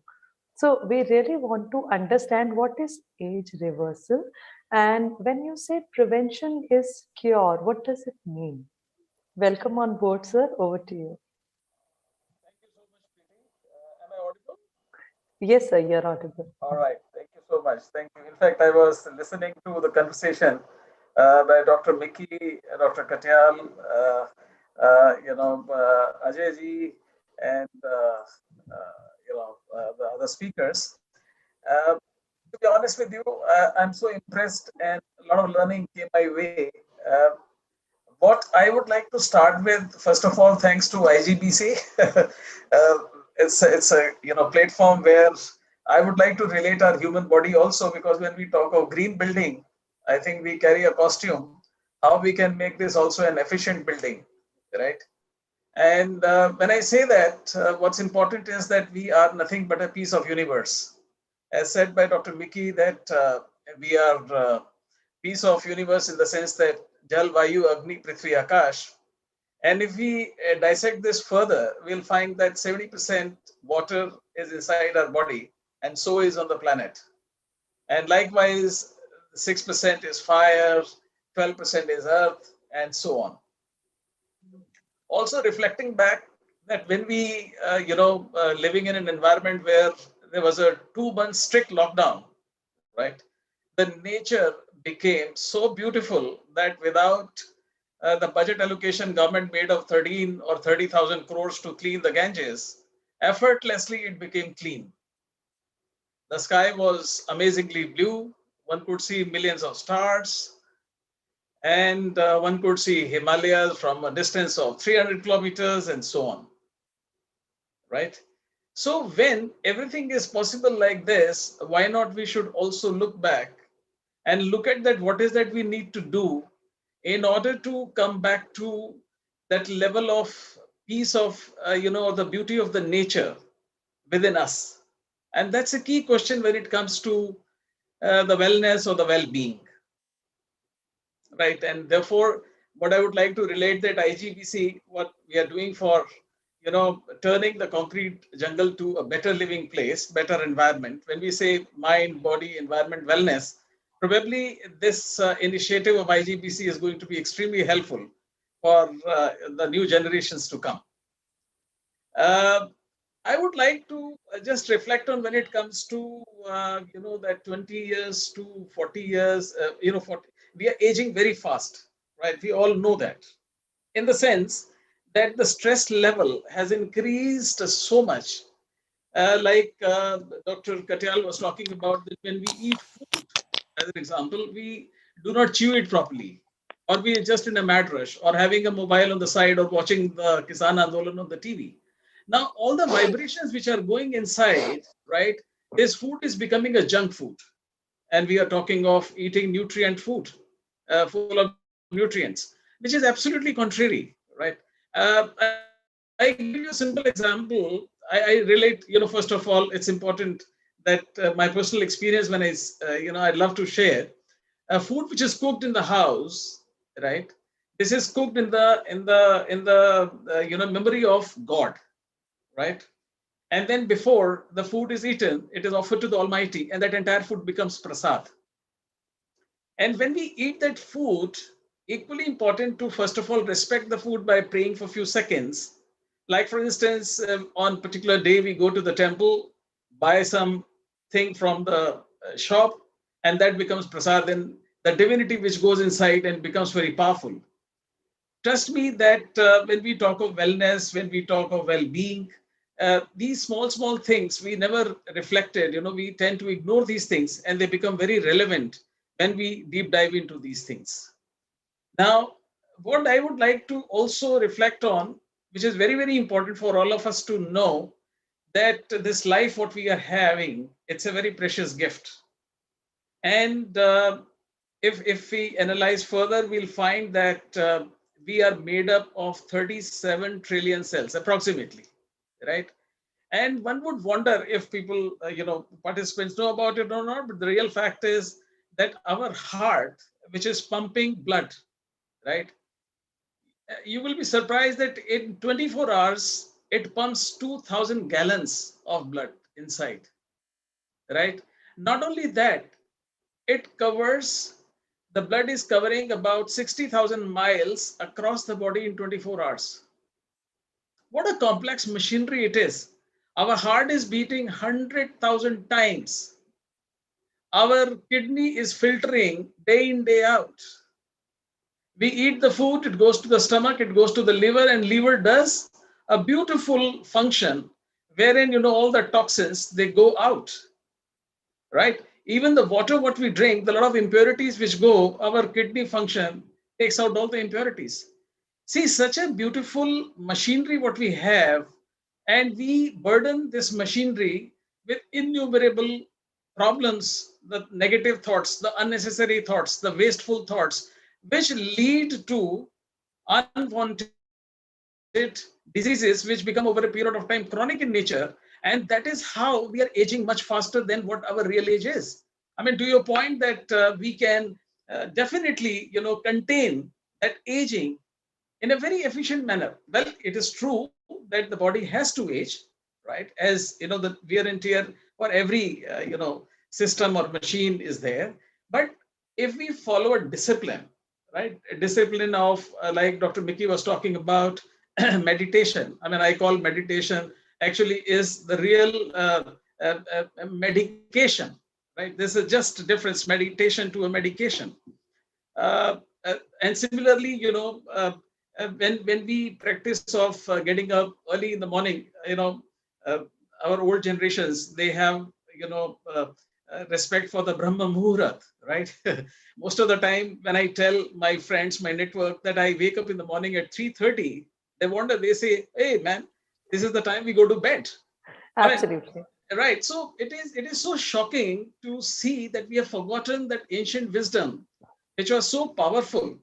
And I would like to add just one very important point which I was reflecting on, that if we go back 50 years or 60 years or maybe 70 years, right, the deaths in the world, right, they used to occur due to communicable diseases. Exception this time is the COVID, but otherwise 75-80% of the death used to be due to infection. And today is shocking that despite $4 trillion of healthcare expenditure, 80% of the disease are due to lifestyle. Absolutely. It is actually shocking. We have become highly technologically advanced. We have anything and everything in the medical field. We can come up with 6 months, 8 months COVID vaccine also, everything. But if I share with you the statistics on and that too from an authentic International Diabetic Federation, 436 million people in 2019 classified type 2 diabetes. In India alone, the number is reaching 200 million people, right? And if we look at the people suffering from hypertension, if we are looking the people from what you call uh, uh, this gut-related issues or a depression, neurological disorders, I mean, in fact, it looks to me that like in America, which is the most advanced country in the world, where half of the America is sick, when it comes to the healthcare, despite having all the best system. In India also, we are known as diabetic capital of the world. Soon we will be a cancer capital. Soon we will be this and that. Now, what is that we are missing? We are missing something because of the advancement what we have done. We have forgotten the very basic value system, right? The basic value system, I need not to explain much. We all know is a very simple thing: the discipline of things. Discipline of getting up in the morning, discipline of doing exercise, discipline of going morning walk, discipline of breathing, discipline of eating food, right food, eating on time, and so on and so forth. But today, if we tell the generations, they really wonder. They say, "Come on, we are in a hurry. We are in a we don't have time. Sorry." The point is that today we have gone into a very I would say in a rat race of competition, expectation, comparison, and that is leading to fear, ego, greed, and so on. So I call these are the actually real diseases, because the disease what it comes because it's the disease is a process, right? And then when we get into those kind of things, obviously one is going to get into some kind of a chronic ailment. So I feel Absolutely. that the time has come when we have to awaken ourselves, shake ourselves, think, and we have such lovely souls around us. I believe that this is something which is to be inculcated across all the corporate, all the boardrooms. In fact, I come from a corporate world, having spent time with large multinationals, and now there is of course, there is a lot of, efforts are spent in terms of the wellness part. But again, if I look at the corporate wellness also, I think it should not just remain becoming going to Fortis or this thing and then, spending 4,000, 3,000 health checkup, the file is ready and then it's over. No, Absolutely. it has to be an integral part of the appraisal system, whether it is the chairman or the CEO or the president or the Absolutely. lowest person as a security guard. Because what is happening is today that we end up having a lot of absenteeism, productivity loss, creativity is missing, innovation is missing. We are talking of, fast aging. These are all the symptoms what we are seeing. In fact, the elderly population, though longevity has increased, yes, that is there. But that longevity, what is the quality of life? Absolutely. On top of it, I would like to reflect another very important thing, the stress. And believe me, the stress has gone up so much. I mean, in fact, it's so unfortunate when we hear some young people at a very high position, they collapse on a treadmill, right? Even the sports person, Absolutely. I don't want to name, now ultimately he is to go for a stenting. Imagine that if I know the right number, there are more than 9,000 or 10,000 cath labs in the country today. Absolutely. It was never heard of. Today, there is a flourishing of endocrinologist or diabetologist. Yes. Any Sir, hospital you see is Anil, full of patients. yeah, Anil sir, I have a question over Yeah, here. yeah, Since you have been promoting, and your slogan is yes, prevention is cure, and preventive healthcare needs to be given a lot of attention. And you always keep quoting that, our kitchen is our chemist shop. So we oh don't have yes, to, and yes, when you yes, say that, yes, you yeah, say it with so much of conviction. So I want to make it a yes, point over here. Since you have spent more than, 4 decades in the industry of medical science, and when you say that prevention is cure, and those chemical tablets are not required, no need to go to the chemist, just go to your kitchen. So I want to understand that what is there lying in my kitchen which can stop me going to those medical shops and replace my medical tablets with those medicines which is there in my kitchen. very well, Preeti. I think that's again, I would call my passion. And if I have the right infrastructure, I would like to convert every kitchen into clinic, and every mother or wife or sister to become a clinician. Because we are so lucky to be born in India, where all the herbs and the spices, right, all the possible lentils, and you just name, everything is there. Like for instance, today there is a craze of curcumin, which is an extract from the turmeric, right? Now turmeric we are eating since birth, right, in the food. As an example, another thing, in India, we know that when we, dal mein jab chhauk lagate hain, then it is an oil which is there, right? And then we put the spices in the oil or ghee. You know why? Because we know that what is water soluble, what is fat soluble. And Absolutely. when we take that, it goes and heals, absorb in our body. Now imagine that Indian immunity system is proven to the world, that when the villagers or those laborers, they walked for 300 kilometers and then went to their respective villages wherever. I mean, look at their immunity. See, every solution in my view is lying in the kitchen. Only thing is that we have forgotten. In the olden Absolutely. days, Suresh is much senior, sir, and I'm sure if we look back our forefathers, grandparents, and all that, there never used to be need for going to a doctor. Everything was possible at home. Absolutely. Now we time is, like for instance, I tell you the let me share, organization which I have set up recently is under the name Yogic Secrets. And the idea, the purpose behind Yogic Secret is to unveil the secrets of the yogis. Now Absolutely. yogis means that our family system, they were all yogis. I mean, not that yogi in the Himalayas, we were all yogis, actually, our grandparents and all that. Now and what we are trying to build over here, since I come from Renbexi, I was responsible for a very large this mergers, acquisition, business strategy area. And I've seen very closely pharmaceutical industry as well as I spend my time with GlaxoSmithKline. But somehow what I see that, these drugs, what we take, they have enormous adverse drug reaction. When I talk to a doctor, I enjoy talking to the doctor and I said, well, someone comes with a patient, comes with some problem, and you write, first of all, take a pantoprazole, then you take some painkiller, then you take some antibiotic, then you take some supplements, etc. I ask a simple question, doctor, if all these things are going inside my stomach, I'm very confident there's going to be some adverse drug reaction. Absolutely. Because fact of the matter is that whatever inventions which have happened, and the studies have been done on a single molecule basis and not as a combined therapy which is a doctor is giving. Whereas on the contrary, when you take the bioactives of the herbs or the spices, they actually function. Because when a chemical go inside the liver asks a question, who are you? I have never seen you. Because the liver recognizes only the natural thing, right?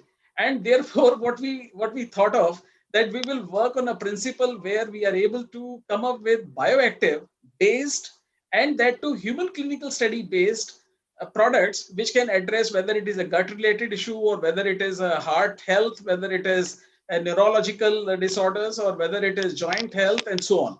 So what I would like to reflect, that if these things they get into the kitchen rather than rushing to the hospital, there you come back with another infection, and then the negativity which is there in the hospital, at least deprive ourselves from there. Absolutely. Probably the time has come when we have to reinvent how we can heal our body, which is very precious, and how we can restrict the aging which is happening because of many reasons. So I would like to just say that we can, honestly speaking, age proof our inner body. It is only that we need to follow certain principles, and we can do away with the doctors unless and until there is a surgical intervention. I totally agree. But when it comes to well-being, wellness, and last, very important, environmental wellness is very important. Environmental wellness ये नहीं है कि that घर का कचरा बाहर रख दिया. No, it is a responsibility that we need to create an ecosystem where we are able to bring that awareness of environmental wellness. We have seen in 2 months, I repeat that, what has happened, right? During those 2 months, we did not eat junk food. We were better. There was no need to go to the hospital for any emergency needs. Even the surgeries got shifted. Right? And today we are back to square one. It's very unfortunate. So I think it's time has come when we need to reflect back. We need to bring in those value system. And this has to be an endless journey. It is not something what Dr. Katyal spoke about or Mickey talked about or others talked about. It's high time that we need to do our inner introspection individually and see that how are we disease free. First of all, let's ask a question. I mean, many families I see that one single person having 3 diseases is shocking. I mean, though it's now becoming a very lifestyle, kind of a thing that, oh gosh, I got diabetes. Diabetes would mean that definitely you're going to have a kidney problem. Kidney will definitely lead to heart. Heart, maybe some stroke. See, it is that how we can create an ecosystem within our home and through the kitchen to create that very quotient of wellness. Absolutely. So Right, there are I'll few stop here. spices. Yeah, please. Yeah. There are few spices which I request to all the panelists and attendees who are listening us through different social mediums. Kindly start adding these basic spices in your day-to-day life, which is basil leaf, bay leaf, black pepper, black salt, cinnamon. These are basic things 24/7 available to us, and it can easily replace our Disprints and our paracetamols, and we can cure ourselves. And we can also make a nice herbal tea at home. Especially I recommend to all the people, those who are working, going to the office in the corona time, must have these hot water, but the herbal teas are strongly recommended. And thank you so much, Anil sir.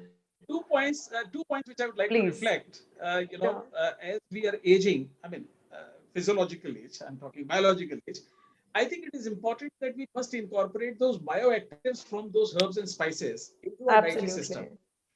Right, just I taking in the raw form will not work. Second important, which I'd like to reflect, and for the audience and for Sureshi and Ajayji, Katyalji, Sandeepji, very important point for the first time in the world, right? And very important to listen that we have collaborated with an amazing scientist who has invented water, which is a concentrate water, which is having very rich in electrons. And trust me that with whatever clinical studies have been done, right, uh, it's not 90% or 95%, it can reverse type 2 diabetes. I'm just sharing on this platform because I'm so excited that I was fortunate enough to reverse type 2 diabetes of live 20 cases where they were subject to insulin of 40, 50 units, right? And this is giving me a confidence that it is our nature. And on top of it, let me also add that if this water is also going to act as an anti-aging significantly, significantly. And I'm right now, say my age is 63, but when I got my test done, I found myself to be younger. Preeti knows about it by 15 years, in the sense that my lung capacity, my heart capacity, my joint flexibility, my climbing up the stairs to a 10-story building, and so on. So I evaluated on certain parameters. There's an organization in US, and I got myself done. And my target now is to further reverse it by 5 years. So might be next time when I meet you on the screen, maybe I'm younger by another 5 years. lovely. So So age this is reversal is something. possible. This is something. This is something we got to create. You know, every individual, every family, every society, and wherever we can. In fact, I've been Sure. interacting with Niti Aayog on something on this, but I'd not like to talk about that. But believe Thank you, me, Anil I sir. think Yeah, unitedly, it's not individual, it's unitedly we can do that. Thank you so lovely. much, Preeti. Thank you so much for your lovely time and sharing the thoughts on prevention is cure and kitchen is our own medicine shop. You know, as you've been talking about age reversal, the only name which comes in my mind and of course is there with us on this panel is V. Suresh sir. I always think to myself that how on earth Suresh sir possibly managed to handle so much in such a shorter span of time and also doing justice to all the responsibilities what he handles. So I think we need to take some tips for holistic wellness from Suresh sir as well. Kindly share your sir your hidden tips and secrets with us to achieve the complete wellness and what you do. Thank you, Preeti.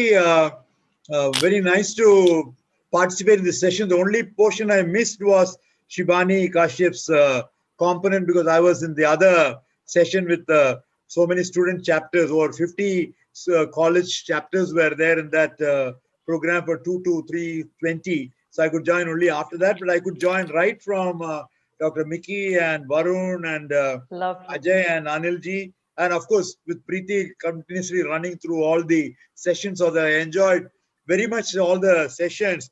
I think the first component I would like to take off is where Anilji has left with a very powerful message. And I would also like to indicate that don't count the age by the number of years in your life. Don't count the age by the number of years in your life. I am 53, 63, 70, etc. But only look at how much life you can put into the years. You can have a 70-year-old acting like a 60-year person or a 50-year person. So it's about a jaan that you can put into a Josh you can put into your life, and not you can have a 40-year-old looking much older, but you can also have many in 60s, 70s. There's a positive body and mind with a positivity. A positive mind is also equally important. Some or other, I do not know, that particular stream was partly there in Mehta Saab's particular thing on yoga, bringing both body and mind together in a large way. I personally feel the lifestyle becomes an important component. Of course, I'm a pure vegetarian. I'm 77 turn. How do you feel young to have the same energy and capacity to do so many things in body and mind is an issue on which we'll have to see. I think each one of the point that is brought, I'm a type 2 diabetes also, but then very good that HbA1c to come over at 6.6 at the last checkup and to get 100 and 150 for fasting another one is pretty good with the type 2 one. But that's because some amount of medication continues to be there. But many things can also happen in the food habits and the exercise. And the exercise is a very important component. Walk around. Nobody has talked about early morning going for about 6 to 8 kilometers walk. I think that's one thing which can sustain you phenomenally well. If not 8, at least 6 kilometers we can do fast walk after all your ablutions and get in for that. And I continue to do that. And that's a very positive aspect. All can follow. No major effort needed. It's yourself getting up, getting all your systems clean and go for the walk at about 5:45, 6 and come back by about 7 o'clock. If you have finished the around 6 kilometers of walk, that is will completely take care of large number of your problems, especially when you grow into the 60s and getting into the 70s, etc. It becomes an important component. The second area on which I would have liked to go by what Varun said on what is the time to eat food. I have a continuous problem with my wife when I say that I take this mobile, both the mobiles, and one call comes that she has now put a new rule: never bring both these instruments onto the. Because I got both the mobiles there. You may have 100 busy things. This 15 minutes has got to be dedicated for food.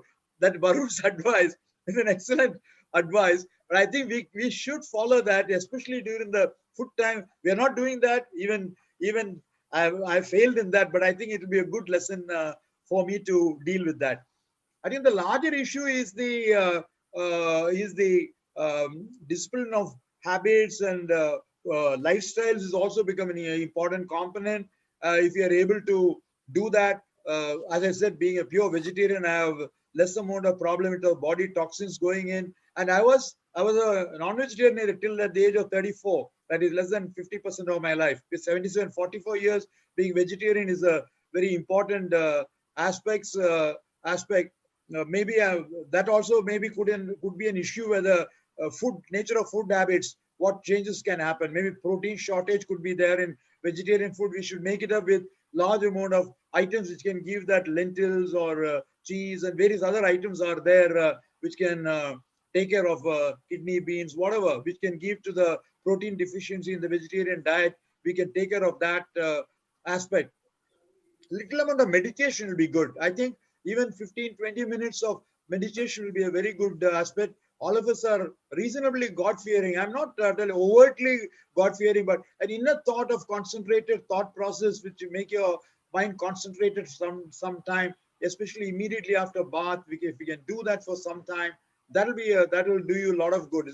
Your body has to be clean and pure when you do that particular aspect. I'm sure that has helped me in those early before the day starts. And then the rat race starts with so many events chasing you to do what you like on that.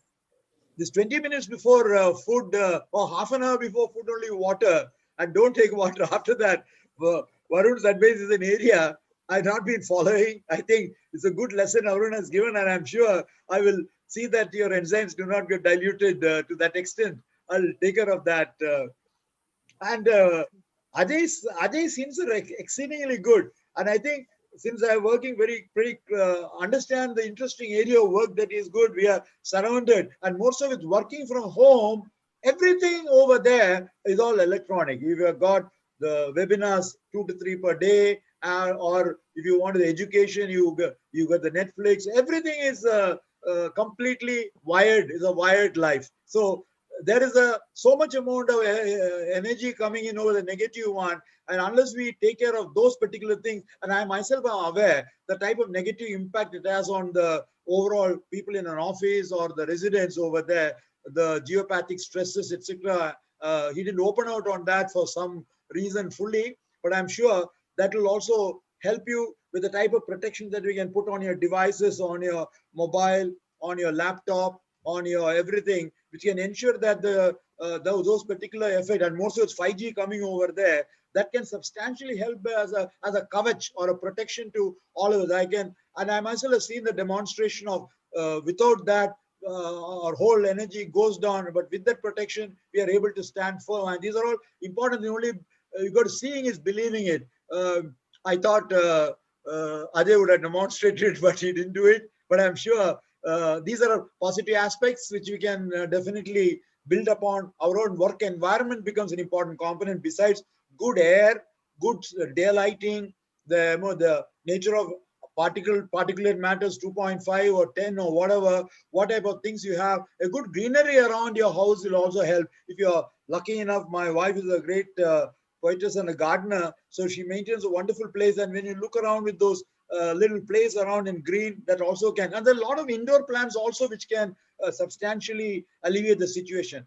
And I like your particular point of view of using the kitchen itself as a medicine point of view. A large number of good problems are there. I got a large number of people in the Ayurvedic field in Kerala, in Changanasheri, and they given me a good herbal tea which is called a kada, which is with hot water you take twice. I take that, and your advice is very right, Preeti, and I do take that. I thought you should know that. It's a wonderful effect. It has got a phenomenally good effect. Morning and evening, I take that. Now, for example, 5 o'clock or 5:30, I'll go for a cup of tea. That's what I'll take. And it has got those herbal items. There are a large number of traditional herbal items which Khandelwal said, said is absolutely true. Absolutely true. He talked about turmeric, he talked about neem, so many items which are there in our traditional practices, either in the northern side or in southern side, or even in the western part, Maharashtra, Gujarat area also is very, very good aspect. We should follow that. For some reason, we have missed those particular aspects. So sometimes we got to get back into some of those qualities, be it the yoga on for body and mind particular effect, or in respect of the nature of food that we eat, the type of exercise that we keep on doing, etc., are equally important. At the end of it, I personally feel a positive mind is very important. For everything, take a positive mind. And positivity helps also to bring you a never say die approach to go ahead with everything. Everything will come out right. That thought process itself is a psychosomatic suggestion within yourself to see that everything will go well. That's also an important component. So I thank Sandeep ji for calling me for the program. A very good initiative under the program of the Prem Jain Memorial Trust and Harit Prem Bharat Mahotsav. Sankalp 6 taking this initiative in a large way, and Preeti to take the lead under the whole initiative under that. It was so nice. I did not know this dimension of yours, but then it's very nice because I'm looking at you from the point of view, large number of other corporate area, and you've done a good job. And all the wonderful speakers, as I said, the only one I missed was a musical component portion. I'm sure I'll go back on the taped version, have a look at that. It was a great thing. But other than that, I'll take only one more line. It's not talk business. We also had a wonderful initiative for all the healthcare aspects in the buildings, along with the nature of ratings that we have for all buildings, that is a residential area or commercial area or a school area or an office area or including healthcare buildings and hospital buildings are a very important component. That a special rating system is available under IGBC, very, very popular. And more so after the COVID situation, we have come out with a lot of initiatives to take care of that, for making it infection free, and all our hospitals have got to take into account those aspects, because very rarely could our hospitals be infectious diseases coming till recently coming. How to take care of those? How can we deal with new hospital facilities to be created to deal with all these? Also another aspect is also a thing which we are doing for the, and we also have another rating for the well-being. One is the healthcare facilities, other is on the well-being, and well-being is an important rating. There are many buildings in terms of the quality of the life in those particular buildings, the air quality, sound quality, acoustics, so many aspects come into that. Those are so these two distinct rating has really made the organization out of 28 rating systems. These two rating system differentiates us with other one than just a green building being coming over there. That talks in terms of quality of life of the people inside and outside, and the visitors. How do you deal with that? I just thought this just to take the, I thought 1 minute, I took 1.5 minutes to talk on that. Thank you very much, Sandeep ji, for calling us over, and all our distinguished panelists in their own way. Dr. Miki Mehta, Shibani ji, I have not heard her, but even then, from what I heard, it has went off well. And Venu Katyal ji, as well Ajay Potar ji, and Anil Khandelwal ji, and more importantly, Preeti Singh ji for doing all the wonderful thing. I understand Gurmiji was also there in the beginning of the show, and to thank my vice chair also equally, and of course the chair of Mumbai chapter, our super Sandeep Shikreji, for bringing all of us put together. That's a great role. He has kept himself silently. He has made all of us do the talking, and he brought just the right team, bring the right mood among everybody, and that too on an occasion on Dr. Jain Saab's health. He is again one person who took love, even though he died of one of those illness which could not be resolved. That's what morbidity brings into everybody's life there. But I think as long as he is alive till the 85th year, he was always keeping an extremely healthy life in terms of habits and the way he went around. He himself is one of the finest examples for all of us to emulate over there. And on that positive note, let me say thank you once again to each of you for calling me and asking me to share a few thoughts. Thank you. Thank you, Suresh sir. Your talks have been always very inspiring and motivating for us. And your presence for today's session is very, very, very, very important, and it means a lot for us.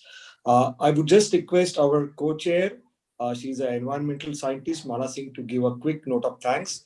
And once again, thank you, Preeti ji, Anil Khandelwal ji, Varun Khatyar ji, and everyone on this panel, Ajay Poddar ji. We will archive this program in our digital library and will ensure that our more than 500 student chapters will enjoy all the wonderful thoughts which have been shared here. So over to you, Malaji, just to conclude our today's session. Yeah.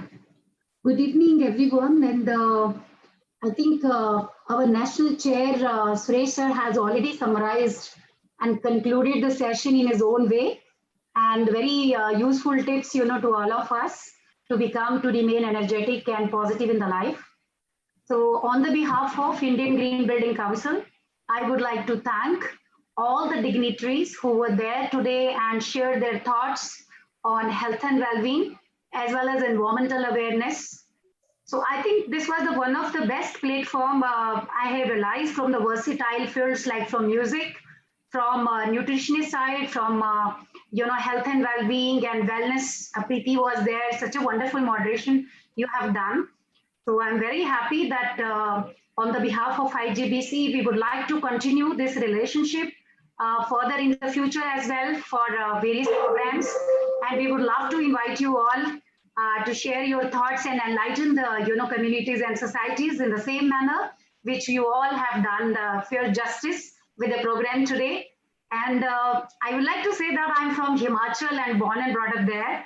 So I think most of the tips you spoke about the spices and our forefathers, small remedies. I think I've been born and brought up in the same culture. So now I'm in Bombay and living in the urban area. So there is a little different lifestyle. But still, that kind of instinct is always there in my mind, and I follow at home. And I would really love this session. Again, thank you very much to all of you. And environmental awareness and health and well-being. These are two strong, I would say, two coins, two sides of one coin. They complement each other. So let's maintain this association and, enlightening the societies in the same manner. Thank you so much again, all the dignitaries and Chair Sandeep ji for organizing this session so wonderfully.